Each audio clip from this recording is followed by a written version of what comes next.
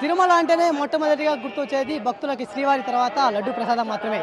ఆ లడ్డు ప్రసాదంలో ఇప్పుడు వివాదం చెలరేగిందని చెప్పాలి. దేశవ్యాప్తంగా ఈ లడ్డూలో కొవ్వు పదార్థాలు వాడారనేది ఒక వివాదంతో దేశవ్యాప్తంగా లడ్డు తినాలా వద్దనే కూడా భక్తుల్లో ఆందోళన నెలకొంది.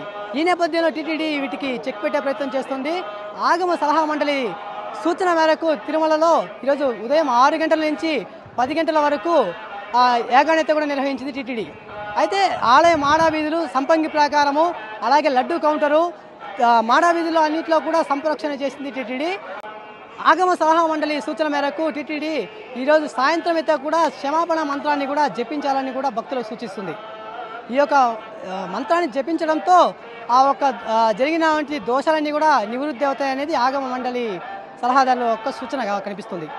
తిరుమలలో భక్తులకు ఎటువంటి సందేహం లేకుండా తిరుమల శ్రీవారి లడ్డూని అయితే కూడా తీసుకుని వెళ్ళొచ్చని కూడా టీటీడీ అయితే కూడా స్పష్టం చేసిన పరిస్థితి కనిపిస్తుంది. కెమెరా పర్సన్ భాస్కర్ రావుతో దినేష్, ఫెడరల్ కరెస్పాండెంట్ తిరుమల నుంచి.